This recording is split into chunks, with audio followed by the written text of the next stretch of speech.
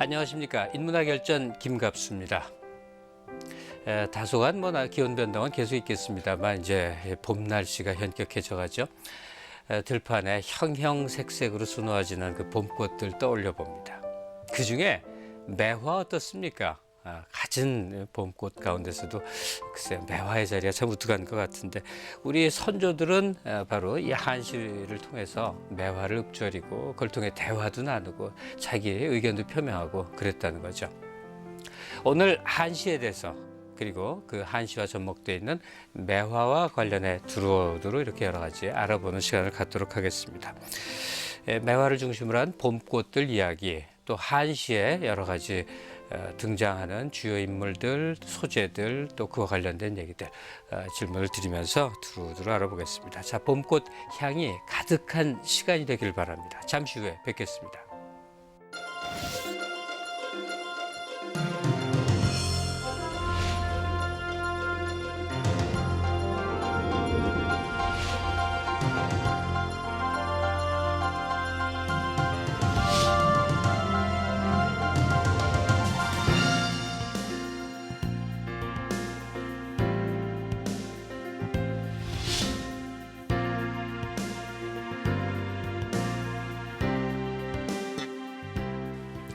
네, 이 한자로 이루어진 한시가 우리에게 낯선 건 어쩌면 당연한 것인지도 모르겠습니다만 분명히 우리 옛 선조들의 그 문학 세계 아니었습니까? 그 거리를 좁혀주기 위해서 노력하는 학자들, 그 중에 아주 많은 활동을 하는 몇몇 분들이 있습니다. 이름이 익숙한 분들도 있죠.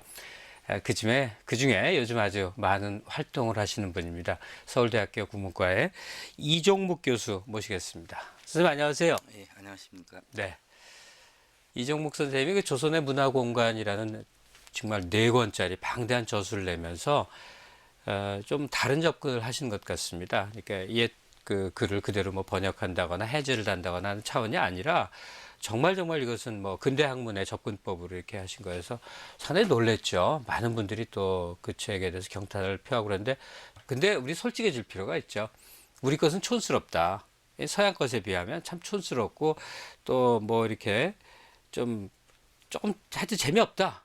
이런 생각들을 많이 해왔습니다.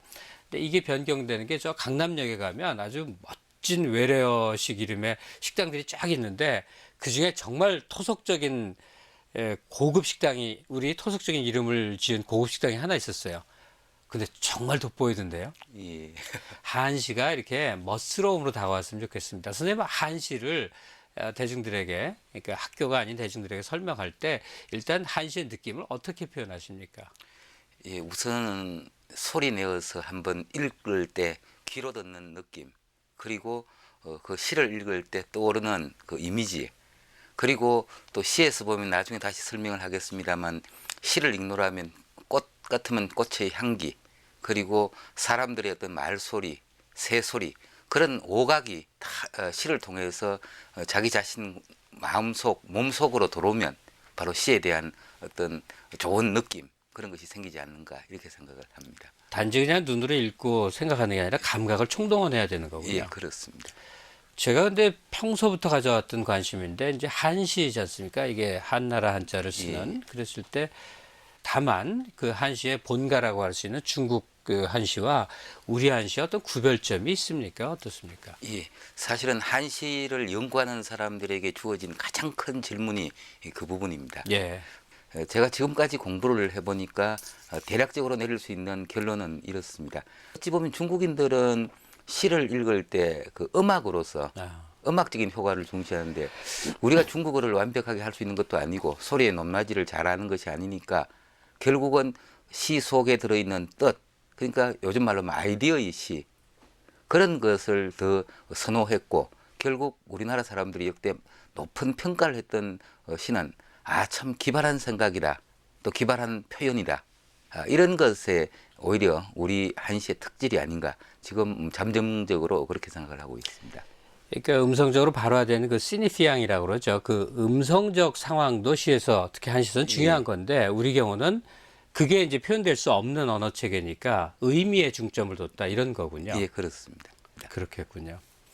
어쨌든 이제 세월이 흘렀는데 영시 소네트 같은 것들은 가령 어떤 교육받은 서양인들이 이렇게 멋삼아 짓기도 하고 낭송도 하고 한다는 겁니다. 근데 한시도 그런 역할을 한 것인지 자크 시락 전 이제 프랑스 대통령이 국제 행사에서 200의 시를 착 낭송하니까 아주 멋있는 걸로 돼 있고 후진다오 중국 주석도 이제 외국 방문 뭐 백악관 같은 데서 그런 한시 낭송을 한다는 거 아닙니까? 이게 아마도 오늘날에 한시가 일종의 고급 문화로 좀 통용될 수 있는 여지가 있는 게 아닌가 그런 생각이 들어요. 예를 들어서 중국에서 외교관이 온다 했을 때 우리나라의 최고의 수준을 갖춘 사람이 마중을 나가서 이 시를 가지고 서로 대화를 합니다. 예. 그것은 무슨 의미냐 하면 이른바 문명 테스트입니다. 문명이 중국은 이 정도로 뛰어난데 과연 조선 너희는 어느 정도인가 했을 때 조선 사람이 조선의 문화 수준, 문명 수준도 이 정도 높다. 는 것을 보여줘야지만 외교가 그 다음이 됩니다. 예, 예. 바로 그런 단적인 예에서도 바로 이 시라고 하는 것이 오늘날 우리가 생각하는 것처럼 단순한 서정적인 것, 개인적인 것 그런 것이 아니었기 때문에 결국은 나라에서도 뛰어난 시인을 양성하기 위해서 아예 공무원들에게 휴가를 주어서 또 시 공부하게도 만들고 또 세종 같은 경우는 사실 시를 한 수도 짓질 않았지만 신하들에게 이런 말을 하죠. 내가 시를 좋아하지 않는다고 너희들이 시를 짓지 않았어야 되겠느냐 네. 하면서 시를 자꾸 공부하라고 그렇게 시키기도 합니다. 야, 과거 사회는 그러니까 이 한시가 한 국가의 문화적 수준, 격조 이런 것들을 표현하는 아주 뭐 측정 잣대 역할을 했던 거군요. 예. 그게 이제 전통사회 양상인데 오늘날은 어떤가 하는 건데 저 어렸을 때만 하더라도 좀 연로한 분들 보면 소리한다고 그러죠. 이렇게 태산 이것도 좀 할 줄 알고. 근데 이제 세월이 흘러서 제가 이제 곧 할아버지가 되는 나이가 되니까 그런 풍치며 멋을 배우고 습득한 사람이 없습니다. 다 영어 공부하고 다 뭐 이런 식이 돼버렸으니까 지금 이 당대에는 한시가 어떻게 되는 걸로 전망하십니까? 좀 그 우스갯소리를 하자면 뭐 한문학 한시하는 사람들 사이에는 이 옛날 한문으로 된 자료 보고 연구하고 하는 것이 일종의 실버 산업이 아닌가. 주위에서 보면 은퇴할 무렵 되면 갑작스럽게 네. 자신의 과거, 역사 혹은 뭐 한문, 한시 이런 데 대해서 관심을 갖는 그런 예. 것도 있을 것 같습니다. 물론 그런 것도 있지만 어찌 보면 우리가 여러 가지 속도에 의해서 잊고 있었던 과거, 여기서 과거라고 하는 것은 어떤 원시적인 어떤 그 기억들 예. 그런 것을 우리가 다시 불러내고 그러면 뭐 생태적인 사유도 가능해질 테고 또 우리가 잊고 있었던 여러 가지 각박한 세태에 대한 어떤 경계라든가 그런 것들이 이 아주 중요한 의미를 지니지 않나 저는 개인적으로 그렇게 생각을 하고 있습니다. 네.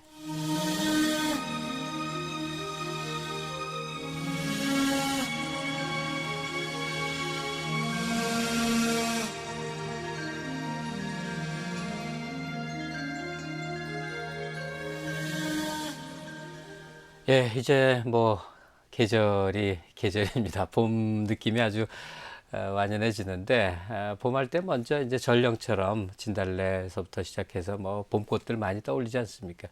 근데 옛 그 선비들이 이제 소위 꽃 구경하는 것을 하나의 어떤 태도로 이렇게 했던 모양이에요. 근데 그게 눈 올 때, 안개 낄 때, 뭐 할 때 이렇게 쭉 그 다른 명식으로 불렀던 모양이에요.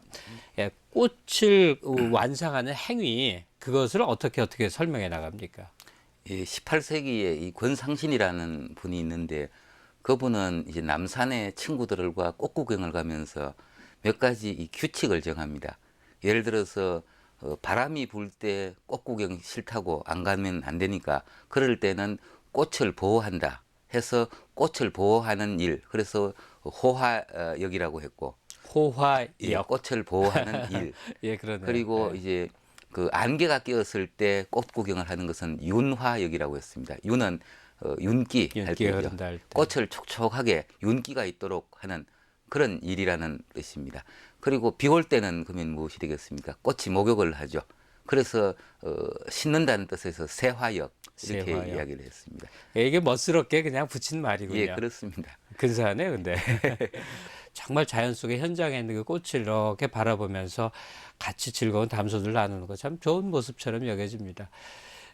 그 중에서도 이제 봄꽃 얘기할 때 매화를 먼저 떠올리고자 합니다. 오늘 한시하고 막 자동적으로 연상이 돼서 그런 건데, 근데 설중매 뭐 이런 표현 때문에 그런지 이제 한겨울에 눈 속에서 피는 걸로 생각하지만 그게 아니죠. 매화는 봄꽃 맞죠? 이 매화는 이제 눈을 이기고 피는 꽃이라고 그렇게 알려져 있습니다. 그러나 자연 상태에서는 실제 피지 않고, 예전 사람들이 그러면 설중매를 어떻게 만들었는가 그 부분에 대해서 먼저 간략하게 설명을 예. 하면, 봄에 살구나무라든가 이런 나무 덩거리 구불구불하고 멋이 있는 데다가 매화를 접을 붙여 놓습니다.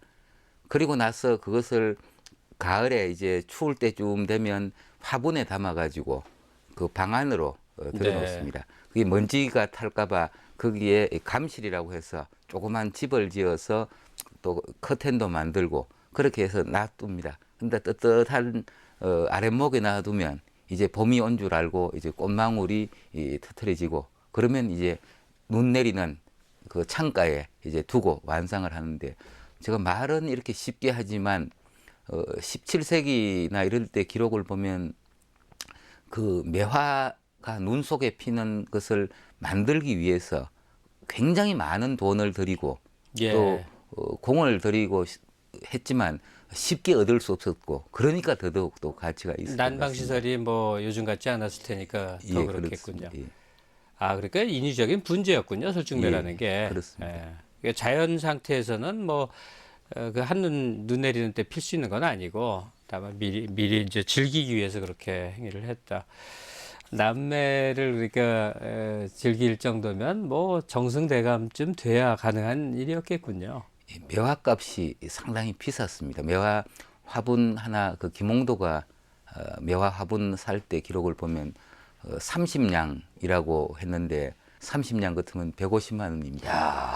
그런데 쌀값 기준으로 그 정도니까 예, 매화 화분이 평범한 서민들은 가질 수가 없는 거죠. 그러네요.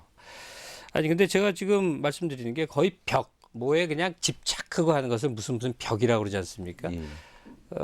이 한시를 통해서나 여러 문헌 자료를 통해 보더라도 매화에 대해서는 거의 벽이라고 느껴질 만큼 이제 강렬한 사랑과 또 심지어 집착이나 이런 걸 보였단 말이죠. 그 요인이 뭘까? 그 추위를 이겨냈다 하는 것이 주는 고졸한 어떤 선비의 기계다. 여기서 출발하는 겁니까? 예, 기본적으로 거기에서 출발을 하는데, 심지어 어떤 경우에는 그 이데올로기적으로도 연결되는 면이 있습니다. 네. 그 특히 홍매라고 하면 우리가 아주 붉은 매화를 생각하기 쉽지만, 기록에 보면 흰 빛인데 그 중에 붉은 빛이 약간 감도는 그것을 홍매라고 하는데, 그 붉은 것은 일편단심이라고 할 때 충절, 그리고 예. 흰 빛은 고결한 어떤 정신, 두 가지가 어우러져 있는 것, 바로 그런 것 때문에 더더욱 또 선비들이 또 홍매를 또 좋아하는 면도 있고, 가장 기본적인 것은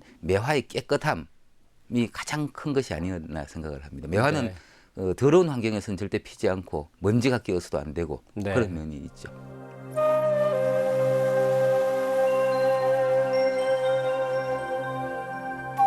매합에 푸른 장막을 드리우고 조문명 나부산에 있던 신세 감실로 집을 지어 세무전에 가지마다 꽃망울 터트릴 듯 이슬을 부끄러워하는 교태는 처자와 같아 짐짓 앞면을 푸른 장막을 치게 하였네.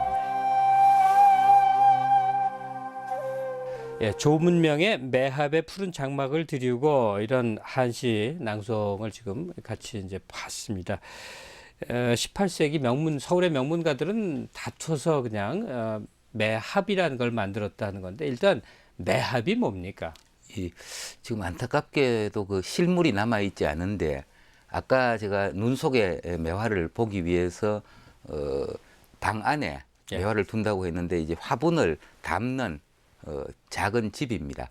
그런데 그 집 속에 그냥 넣어 놓는 것이 아니라 그 시에 나온 것처럼 푸른 장막을 걸쳐두기도 하고, 그렇게 한 것인데 18세기, 19세기의 특징적인 현상 중에 하나가 문인들이 깨끗함에 대한 동경이 상당히 강해집니다. 예. 그래서 서양 선교사들이 조선 그 문인들의 그 집을 보고 가장 놀라는 점이 깨끗함입니다. 오히려 우리가 상상하는 것하고 달리 바로 매화도 가장 깨끗한 환경에서 두기 위해서 매화의 거름이라든가 이런 게 앉지 않도록 하기 위해서 바로 매화 감실, 매화를 위한 작은 집을 만들어 두었던 겁니다. 예. 매화 담는 일종의 그 하우징이라고 그러는 그런 게 이제 매합이군요. 예. 그러니까 추구할 가치나 어떤 것들이 여러 가지가 있을 수 있는데 그중에 그 정결함, 하얗고 깨끗함에 대해서 강렬한 끌림을 보였다 하는 것은 글쎄요, 어떻게 그 의미를 파악할 수 있는 걸까요?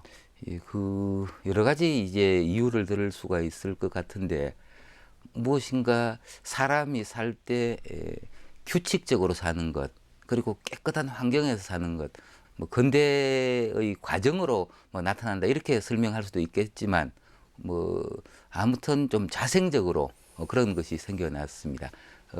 정신적인 깨끗함을 추구하는 그런 풍조가 18세기 이후에 생겨나는 것 같습니다.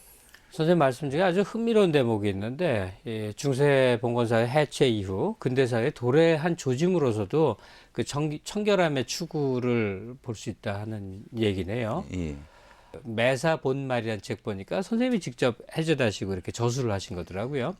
시 모음인데 좀 얘기를 좀 해주시죠. 이 매사본말이라고 하는 책은 내용이 이렇습니다. 어떤 사람이 매화를 아주 좋아해가지고 매화 화분에 키웠는데 아까 말씀드린 대로 설중매를 보기 위해서.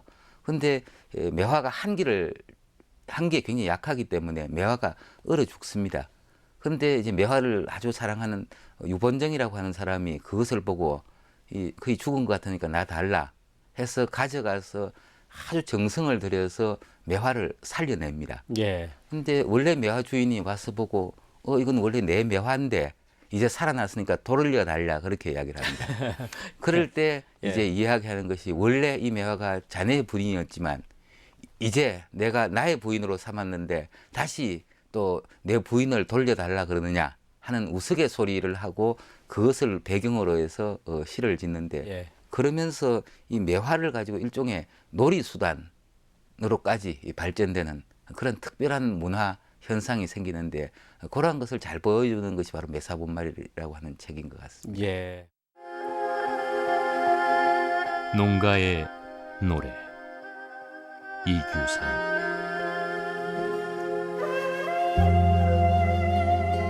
언모래 높고 개울 따스하고 억새순이 고운데 파란 린에 막 거치자 흰 해오락이 날아오르네. 시골 나락도 또한 봄빛을 사랑할 줄 아나 보다. 진달래꽃 한 가지를 비녀에 꽂아서 돌아오니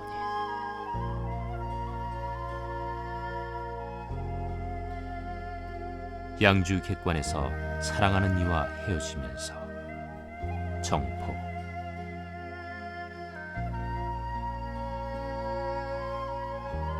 새벽녘 등불이 희미한 화장을 비추는데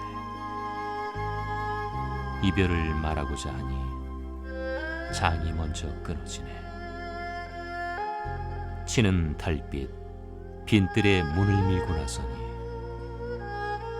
살구꽃 성긴 그림자 옷에 가득하네. 네, 이규상 그리고 정포의 시 낭송을 같이 들어봤습니다. 이 시에 대해서 좀 설명을 해주시면 좋겠는데요. 이규상이라는 분은 거의 사실은 알려져 있지 않은 18세기 이 문인입니다. 그러나 미술사라든가 이런 쪽에는 꽤 중요한 저술을 남긴 분인데 시를 그 당시 농촌 풍경이라든가 하는 그런 것을 아주 감각적으로 잘 그려낸 그런 시인입니다. 그리고 인천 지역의 그 어민들의 모습도 또 잘 포착해낸 그런 사람입니다. 그런데 방금 보신 것 중에서 보면 이 봄이 와서 봄바람이 부니까 그 시골에 사는 세련되지 않은 시골 아낙네조차도 이 봄이 오니까 저도 모르게 흥얼흥얼 콧노래를 부르면서 그 추능 때문에 그 길가에 흔히 피어 있는 진달래 한 송이를 꺾어서 이 비녀 뒤에 꽂고 내려오는 모습, 아마 이 시를 들으시면 어떤 모습들 하나가 이미지로서 구체적으로 드러나겠죠. 예. 거기에 또 이제 새벽에 사랑하는 사람하고 헤어집니다. 사랑하는 사람하고 헤어지면서 나오는데, 문을 밀고 나오는데 살구꽃 성긴 그림자가 옷에 가득하다고 했습니다. 그 달밤에 살구나무 밑으로 지나간다 그러면 살구꽃 붉은 꽃이 흰 옷을 입고 지나가면 아마 불그스름하게 어리었겠죠. 예. 그런데 이 꽃잎의 불그스름한 부분이 옷에 어리면 느낌이 어떻게 했어요? 마치 방 안에 두고 온 여인이 자신을 가지 말라고 잡는 듯한, 네. 그러니까 꽃향기로 잡고 또 매화 가지로 살구 가지로 잡는 거죠. 바로 거기에 이 봄을 맞아서 남녀가 헤어지는 미련, 그런 것이 몇몇 글자에 아주 압축적으로 잘 드러나 있어서 소개를 드렸습니다. 근데 지금 그 선생님이 그려 보여주시는 그 장면이 머릿속에 이렇게 떠오르는 듯합니다. 이렇게 영상 이미지로 쭉 설명을 해주시는데, 그 소재로서의 꽃들과 또 한시와 그 수묵화나 채색화나 이런 것들이 이렇게 잘 결합이 돼서 작품이 많이 나왔죠. 예, 그렇습니다. 그 한시는 기본적으로 시중유화라고 해서 시 속에 그림이 있고, 또 화중유시, 그림 속에 시가 있다고 네. 했습니다. 그래서 특히 문인들의 그림은 시와 결합이 되는데, 시와 그림이라고 하는 것이 각각 존재하는 것이 아니라 그 그림을 이해하기 위해서 시가 꼭 필요합니다. 거기에다가 그림은 눈으로만 보는 거죠. 그런데 그림에서 소리를 넣는 것은 또 시입니다. 예. 시 속에 바람이 분다 혹은 시냇물 소리가 흐른다, 그런 것을 시에서 묘사함으로써 바로 소리로 음향 효과까지 느끼게 해주고, 또 아까 꽃 이야기했습니다만 꽃 향기는 그림이 낼 수 없지만 시에서는 꽃 향기를 낼 수가 있습니다. 그러면 그림을 보고 꽃 향기를 맡게 하는, 처음에 말씀드린 대로 오감이 다 작동할 수 있는, 눈으로만 보는 그림이 아니라 눈뿐만 아니라 코, 입, 귀로 다 함께 즐길 수 있는 그런 기능을 하는 것이 바로 시라고 할 수가 있겠습니다. 예.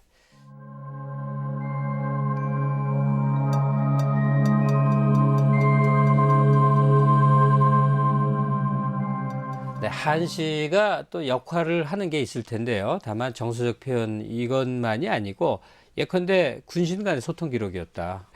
열성어제 보면 세조의 시, 정조의 시 이런 거 담겨 있고, 또 연산군 일기에 보면 연산군이 직접 지은 시들이 여러 편, 80편인가 뭐 이렇게 된다고 그러죠.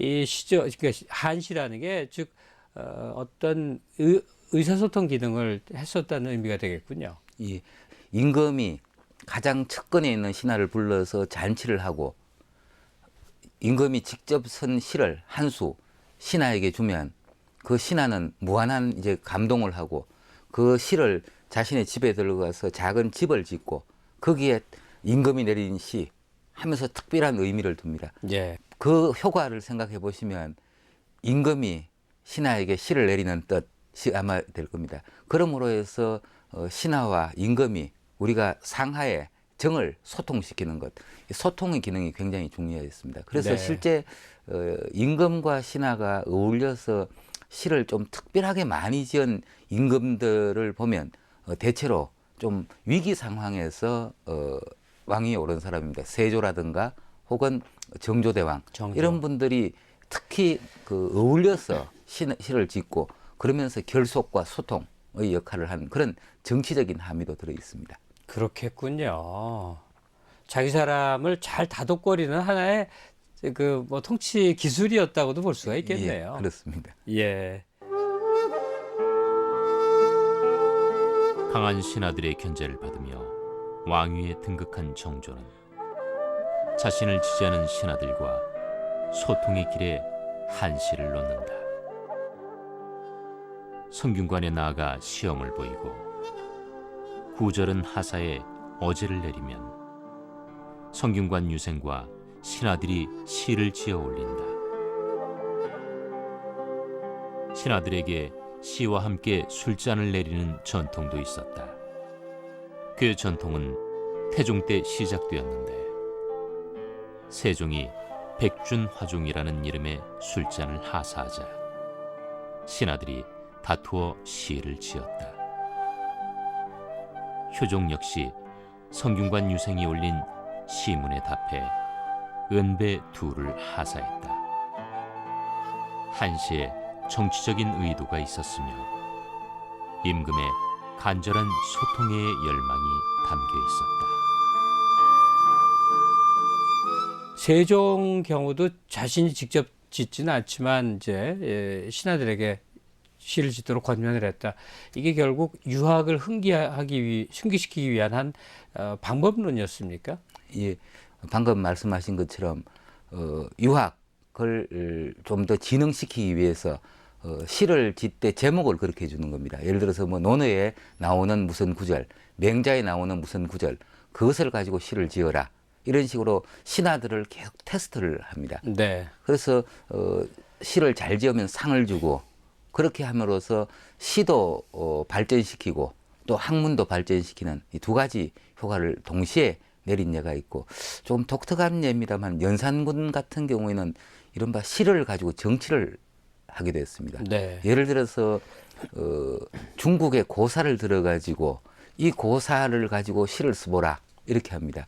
결국 그게 뭐냐 하면 바로 연산군의 어머니 폐비 윤씨의 문제에 대해서 신하들이 어떤 생각을 가졌는지 시를 보면 그 복심을 알 수 있다고 예. 해서 그걸 떠보기 위한 것으로 해서 마음에 들지 않으면 어찌 보면 터집이 될 수도 있지만 이 시는 어떤 마음을 가지고 썼느냐 하면서 신하들에게 벌을 내리는 그런 경우도 있습니다. 그러니까 지금 말한 것처럼 군신 간의 의를 좀 돈독히 하는 기능들 또 연산군처럼 이제 구체적인 정치 행위의 한 방편으로서도 있었고 뭐 등등 있었습니다. 어떻습니까? 그런데 연회석 경연장 같은 데서 시를 주고받는다 그러면 편지 왕래 모습도 조선 문인들 간에 아주 흔히 있지 않았었습니까? 이렇게 시로 보내고 시로 화답하고 하는 거 말이죠. 끊임없이 주고받았다 해서 알려진 분들이 있군요. 박은과 이행이라는 선비가 편지를 주고받았다 하니까 늘 시를 주고받았다는 얘기인데 그 내용 좀 소개 부탁드립니다. 아주 단짝 친구입니다. 그때가 바로 연산군 시절이어서 굉장히 이제 전국이 어지러울 때인데 이 박은이라는 분은 굉장히 강직한 사람입니다. 정말 목에 칼이 들어와도 바른 소리를 하는 사람입니다. 그렇게 해서 26살의 젊은 나이에 사형을 당합니다.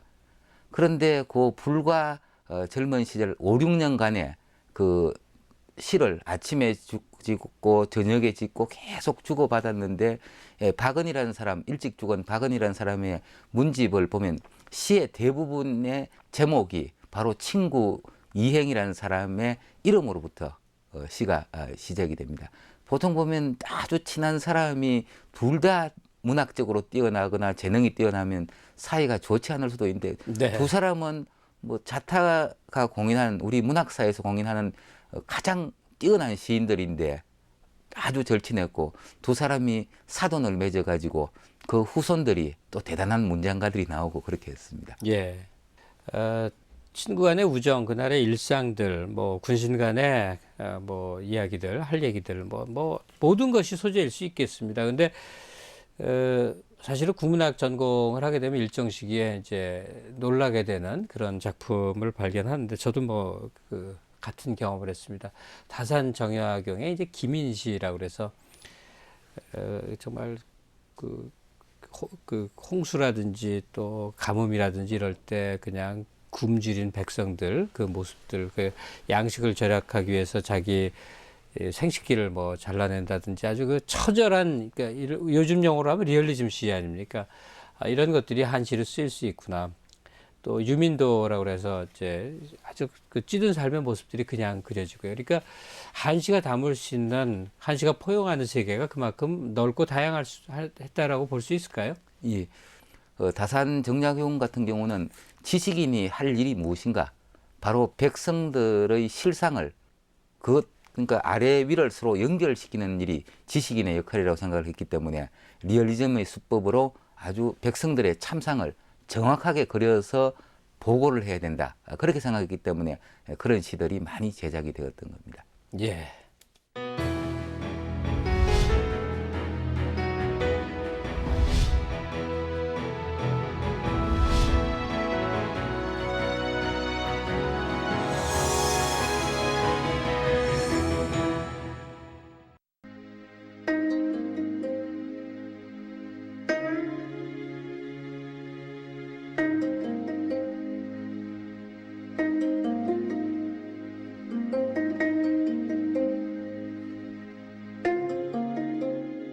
어르신을 뵙게 되어 영광입니다. 어르신 앞에서 어르신이 지은 한시를 직접 올려보겠습니다. 용산에서 찬 구름 속의 고목, 소나기 희뿌연 가을산, 저물녘 강의 풍랑이 일어 어부가 급히 배를 돌리네. 덕분에 제 시가 방송을 타는군요. 시에 그려진 아름다운 그림이 거기 있었습니다. 시중유화라고 하죠.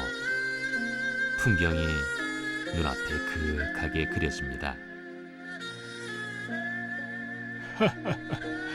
그래요, 과찬입니다. 효종께서 부채에 적힌 시를 보고 크게 칭찬하셨다지요. 제게는 빈 병풍을 준비해 그 안에 시를 적으라고 했습니다. 아름다운 풍광이 마음을 적막하게 했을 겁니다. 아름다움을 보면 마음이 고요를 찾는다고 하지 않습니까? 정사에 바쁜 임금께서 적막과 고요를 원한 게 아니었을까요?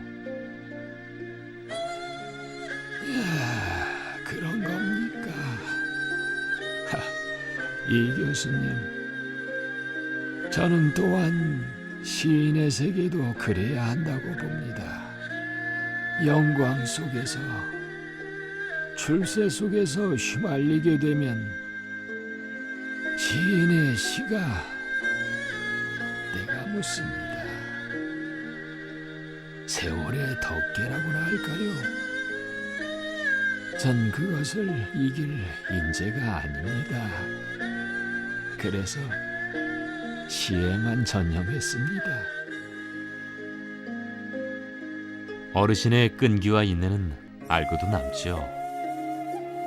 임진란 때 진주성 전투로 이름이 높은 김시민 장군의 손자이셨죠.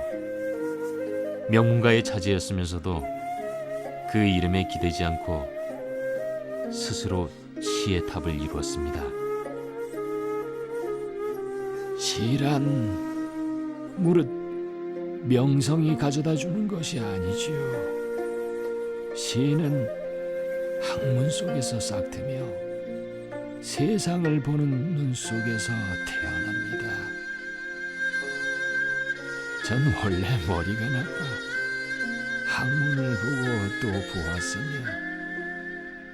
세상 길을 나서고 또 나섰습니다. 네, 그러십니까, 어르신? 근데 죄송한 말씀이지만 실제로 어르신은 노둔한 사람의 대명사로 알려져 있다고 들었습니다. 죄송하기는요, 맞는 말입니다. 전 10살이 되어서야 공부를 시작했으며 얼마를 지나도 나아지질 않았습니다. 절 가르치던 묵사음 외수께서는 제게 학문을 하지 말라 하셨지요. 오죽 답답했으면 그랬겠습니까? 괴로우셨겠습니다. 하지만 어르신은 그런 평에도 굴하지 않았습니다. 부끄러워하지 않고 길을 가셨죠. 그리곤 결국 시의 경지를 이루셨습니다. 어떤 이들은 시가 그냥 써지는 것이라고 말합니다. 그래요. 그들은 천재인가 봅니다. 전 학문에 심취해 결국 시를 알았습니다. 10만 번 읽었습니다. 그러지 않았다면 전 아마도 지금 아름다운 풍경을 보아도 그냥 지나칠 것입니다. 아니면 할 말을 토해내지 못해 가슴이 턱 막혔는지도 모릅니다. 다행이지요. 시가 길이 되었고 시가 제 생명을 이어주었습니다. 어르신, 어찌 존경하지 않을 수 있겠습니까? 시만을 쓰기 위해 태어난 시인이십니다. 고맙습니다. 난 시인이고 싶었습니다. 멍청한 시인 김득신의 한시에서 정막을 느끼셨다면 고마울 따름입니다. 이정묵 교수, 제자들에게 시를 무조건 읽으라고 하지는 마십시오. 먼저 세상에 눈을 두라고 하십시오. 세상을 알아야 시가 보입니다. 제가 먼저 출세를 알았다면 시는 제 본 모습을 보여주지 않았을 겁니다. 참 다행이지요. 네, 저 또한 그리 살겠습니다. 오직 탐낼 것은 세상과 학문입니다. 그리 살겠습니다. 어르신의 가난을 따라가지는 못해도 돈에 눈길을 주는 학자는 되지 않겠습니다. 어르신의 시처럼 제 삶도 사람들에게 정막과 고요를 주도록 살겠습니다.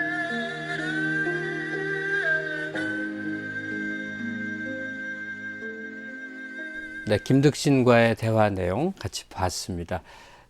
시가 본질적으로 어때야 하는가? 시가 어떤 수단, 특히나 자기 성취의 수단이어서는 참 곤란하지 않겠느냐 하는 시의 본령을 일깨워줬다고도 할 수 있겠는데요.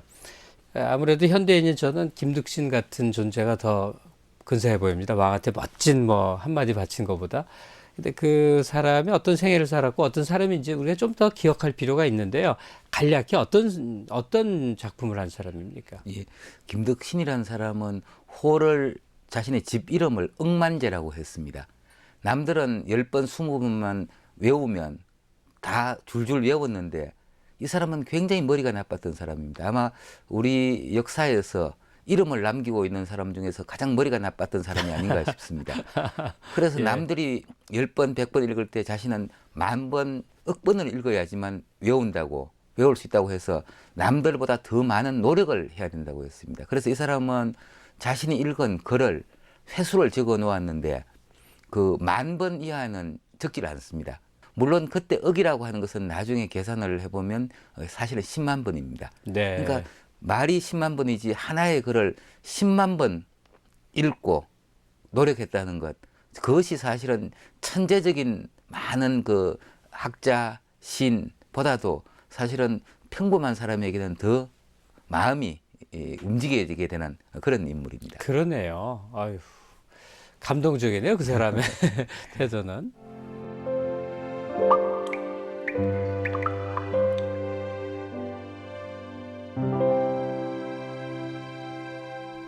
네, 이제 낭독의 힘이 함께하는 순서 울림이 있는 인문학 코너입니다.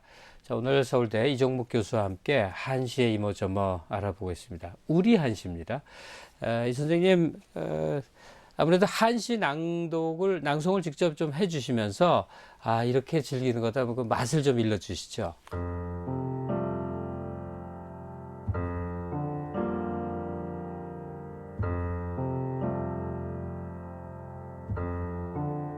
영아 남나무하니 기모 개능지라 지성 구여차면 황정 기난위리요 어린아이 제잘거리는 소리는 그 음이라면 다 알아듣는 법 지극정성이 정말 이와 같다면 흉년의 정치가 무엇이 어렵겠는가. 실수 촉자한데 불각 발통승이라 수념 송정하에 노체수 황형이라. 실수로 가시에 찔리면 저도 모르게 소리를 친다네. 유념하게나 재판받는 자리는 나체로 가시에 찔리는 것임을. 네, 한시 낭송하시는 거 잘 들었습니다. 이건 뭐 근데 유쾌한 자리에 즐기는 그런 내용이기보다는 좀 심각하기도 하고 강의실 분위기도 좀 있고 그렇습니다. 어떤 내용입니까? 누가 지은 겁니까? 예, 18세기에 비록 벼슬은 못했지만 그 당시 문단의 영수로 통했던 이용휴라는 시인의 작품입니다. 그 짧은 형식 속에서 시인이 뚜렷한 무엇을 전달하기 위해서 쓴 겁니다.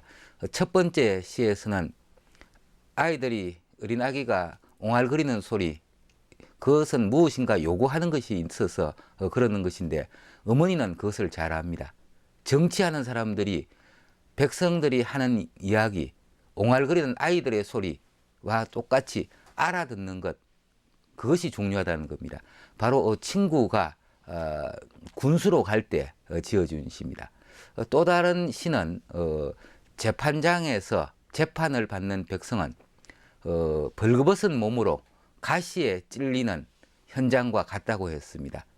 그 벌거벗은 몸에 가시가 찔리면 자기도 모르게 소리가 나는 것처럼 재판장에 있는 사람들은 바로 재판받는 사람들이 나체의 상태에서 가시에 직면해 있다는 것을 꼭 생각하라는 겁니다. 이것도 역시 이 군수로 가는 사람에게 보낸 시입니다.